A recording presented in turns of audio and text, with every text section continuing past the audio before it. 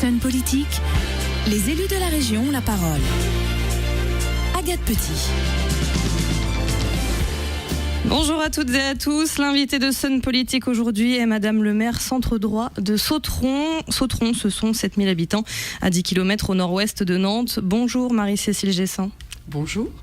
7000 habitants, alors c'est d'autant plus important de le repréciser puisqu'il y a quelques jours encore, une rumeur assez étrange a circulé, rumeur selon laquelle vous viseriez les 10 voire les 15 000 habitants à l'horizon 2020. Alors en cause de cette rumeur, la multiplication ces dernières années des chantiers immobiliers. Vous le reconfirmez, cette rumeur est sans fondement ? Cette rumeur est absolument sans fondement. Je ne souhaite pas du tout les 10 000 habitants à Sautron parce que je veux garder le caractère petit village de Sautron qui est très apprécié des Sautronnais. Alors c'est vrai qu'il y a eu une poussée foncière ces dernières années qui est une poussée principalement due à des privés qui ont vendu leurs propriétés. Vous savez aussi que la loi Grenelle oblige à densifier les cœurs de bourg. Donc effectivement, notre cœur de bourg se densifie. On avait aussi besoin de renouveler notre population qui semblait vieillir un petit peu. Donc les écoles diminuaient au niveau du nombre des élèves, les classes fermaient. Donc il était important pour moi de renouveler la population et de faire revenir des jeunes couples, mais en aucun cas je n'ai envie d'atteindre les 10 ou 15 000 habitants. Alors c'est vrai que l'augmentation de la population sur Sautron en tout cas est un fait plutôt exponentiel depuis les années 80. Je pense que c'est vraiment à partir de cette période-là que les chiffres ont commencé à grimper. C'était même l'un des sujets de préoccupation de Dominique Gauthier, votre concurrent socialiste aux dernières municipales. C'était sa préoccupation, effectivement, c'était aussi la mienne parce que, comme je vous l'ai dit, les classes fermaient, donc c'est un souci pour un maire.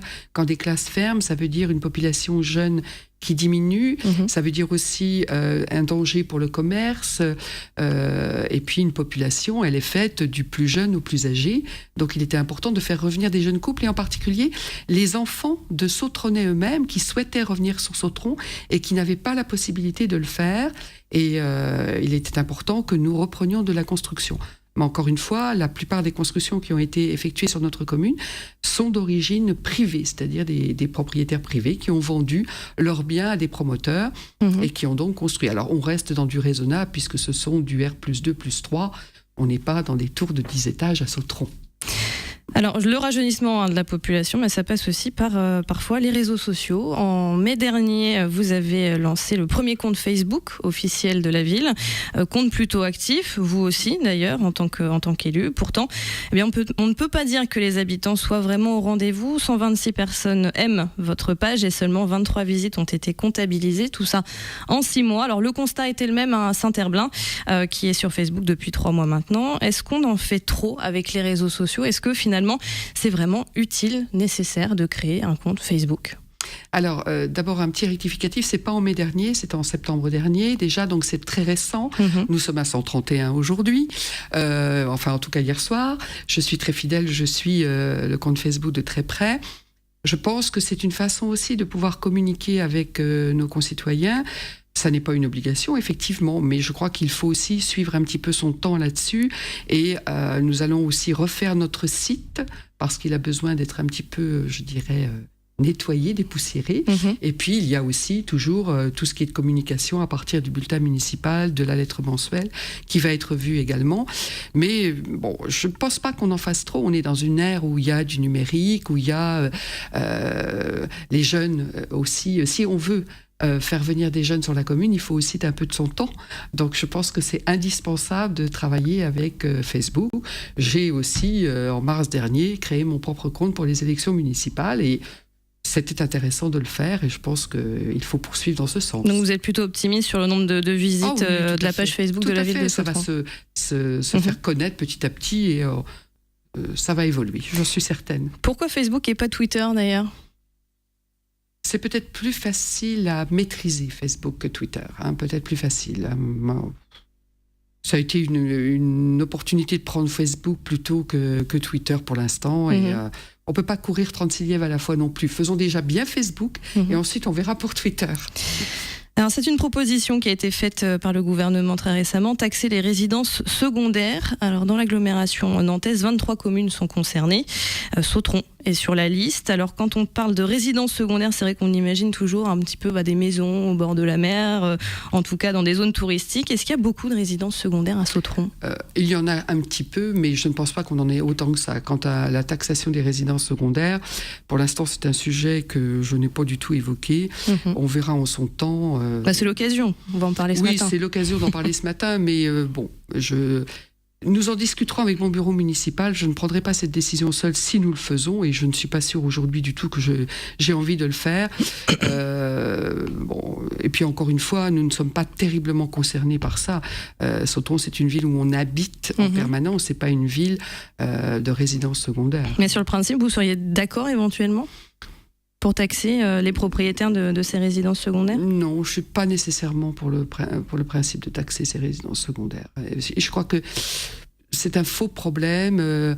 Il faut savoir aussi ce que comportent les résidences secondaires. Il y a des gens aussi qui ont mis tout leur travail de toute une vie dans ces petites résidences secondaires parfois. Et cela me choque un peu de taxer des résidences secondaires systématiquement. D'autant que les résidences secondaires ne sont pas nécessairement des résidences qui appartiennent aux Sautronnais. Oui, tout à fait. C'est pas nécessairement. Et puis, à mon avis, sur Sautron, nous en avons très, très peu. Enfin, je veux dire, Sautron n'est pas une ville de résidence secondaire, encore une fois. C'est une ville où on habite, où on loue. Alors, on a un peu plus de locatifs maintenant, mais de résidence secondaire, non. À ma connaissance, non. Le CLIC, Centre local d'information et de coordination pour les plus de 60 ans, est en question. L'établissement est géré par 3 communes actuellement, Sautron, Couëron et Orvault. Mais il semble que votre homologue orvaltais ne soit pas d'accord avec les orientations qui sont prises pour le centre. Où est-ce qu'on en est et qu'est-ce qu'un désengagement éventuel de la ville d'Orvault impliquerait à ce niveau-là ? Alors, je ne répondrai pas à la place de mon collègue d'Orvault, monsieur Parpaillon. Contrairement à ce que certains veulent faire évoquer, il n'y a pas de divorce. Monsieur Parpaillon semble vouloir partir sur une autre piste que le CLIC, c'est son problème à lui. Je pense que de toute façon, c'est un travail que nous faisons avec le Conseil général, puisque nous sommes subventionnés par le Conseil général de façon importante. Je pense qu'aujourd'hui, ce qui me soucie principalement, c'est le service public, c'est-à-dire le service que rend le CLIC à nos concitoyens. Pour moi, aujourd'hui, il n'est pas question que le CLIC disparaisse. Nous travaillons beaucoup avec monsieur Fougera, qui est donc la 3e commune, Couëron, sur ce dossier. Et nous sommes prêts aujourd'hui à accueillir d'autres communes, peut-être en particulier Cœur d'Estuaire, puisque les 3 communes de Cœur d'Estuaire, Le Temple, Cordemais et Saint-Étienne-de-Montluc n'ont pas de CLIC à ce jour. Donc nous avons fait des approches avec ces 3 communes. Et pour moi, le CLIC doit subsister et subsistera. De quelle façon alors précisément ?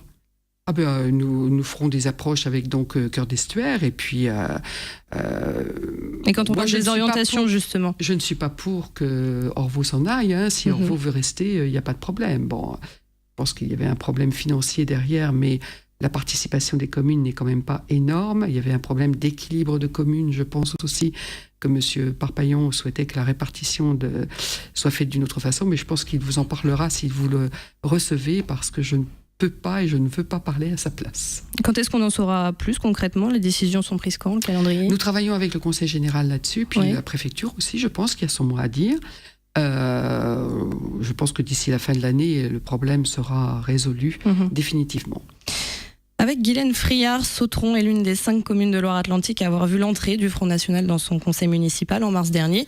Alors, je le rappelle, vous n'êtes pas encarté UMP, vous êtes centre droit. Néanmoins, qu'est-ce que vous pensez de ce qui se passe en ce moment à Trignac, où les responsables du bureau fédéral de l'UMP ont réclamé l'expulsion purement et simplement du maire David Pelon, car sur sa liste électorale figurait une élue Front National, Lydia Poirier en l'occurrence. Alors, je vais rectifier les choses. Madame Friard n'était pas sur la liste. Elle s'est présentée totalement indépendamment. Personnellement, je n'aurais jamais pris de candidat encarté Front National dans ma liste. Après, c'est la règle des élections et la démocratie. Elle a été élue sur Sautron, elle est installée dans le conseil municipal comme tout conseiller municipal, qu'il soit de gauche, de droite ou d'ailleurs. C'est la démocratie, encore une fois. Après, moi, je n'ai pas à me prononcer sur Trignac, je connais mal le problème, donc je n'ai pas à me prononcer. Nous travaillons sur Sautron en bonne intelligence avec les différents partis en présence. Donc il y a le Parti socialiste et puis Madame Friard du Front National. Pour l'instant, nous sommes encore très proches des élections, nous n'avons pas de problème particulier. Mais encore une fois, Madame Friard est indépendante et je n'accepterai jamais quelqu'un du Front National sur ma liste. D'accord, mais justement, vous, c'est votre cas également. Vous avez mené une liste, qu'on peut dire, d'ouverture. C'est-à-dire, et d'ailleurs, vous n'êtes pas une exception. Hein, ça se fait dans beaucoup de communes, en tout cas au niveau local. C'est-à-dire qu'aujourd'hui, on peut être ouvert sur tous les partis politiques, mais pas avec le Front National. Pas les extrêmes. Pas les extrêmes, qu'ils soient de droite ou de gauche. Absolument. C'est ferme. Dernière question, Marie-Cécile Gessan. Demain, c'est le 11 novembre, célébration de l'armistice. Un mot peut-être des cérémonies qui auront lieu demain dans votre commune et de l'inauguration de l'exposition 14-18 ? Alors nous avons effectivement une magnifique exposition qui a été organisée par les Amis du musée, en particulier 2 personnes de cette association, qui retrace effectivement les 4 années de la Grande Guerre. Moi j'invite tous les Sautronnais, voire au-delà, de venir la visiter parce que c'est une exposition d'une grande qualité. Je souhaiterais beaucoup qu'il y ait des jeunes aussi qui viennent la visiter parce que c'est notre histoire et je crois qu'on parle beaucoup de devoir de mémoire. Je pense qu'il faut parler aussi de nécessité de reconnaissance envers ces jeunes gens à qui on a volé carrément la jeunesse et le bonheur de vivre et qui se sont engagés, qui ont sacrifié leur vie pour leur patrie, notre pays. Et je pense qu'il est important de ne pas oublier qu'on fait partie d'un pays qui s'appelle la France et qu'on doit être fier de faire partie de ce pays, la France. Et moi, ces cérémonies, que ce soit le 11 novembre ou le 8 mai d'ailleurs, puisque ce sont 2 cérémonies essentielles dans l'année, c'est toujours un plaisir pour moi d'y participer parce que c'est le fait de ne pas oublier ce qui a été fait par nos ancêtres et pour moi c'est essentiel. Et depuis que vous exercez donc en tant que maire, est-ce que justement la présence des jeunes elle diminue, elle augmente ? Comment est-ce qu'elle évolue ? Je ne sais pas si elle diminue ou si elle augmente, elle n'est pas suffisante à mon avis. Je pense que, alors ça fait partie du programme de l'éducation nationale, à quel niveau je ne sais plus exactement, mais ça fait partie du programme et je pense qu'il est nécessaire que ces jeunes s'intéressent à leur histoire. Parce que c'est en apprenant de l'histoire qu'on crée aussi le présent et qu'on s'en va vers l'avenir. Donc, comme une ville se construit sur son histoire aussi, donc c'est la même chose. Merci beaucoup Marie-Cécile Gessan. Je vous rappelle que cette interview sera écoutée ou à réécouter sur le site de Sun, www.lesonunique.com, ainsi que sur nos chaînes YouTube et Dailymotion. La semaine prochaine, mon invité, vous le connaissez bien, on en a parlé, sera Joseph Parpaillon, le maire d'Orvaux. Merci à vous.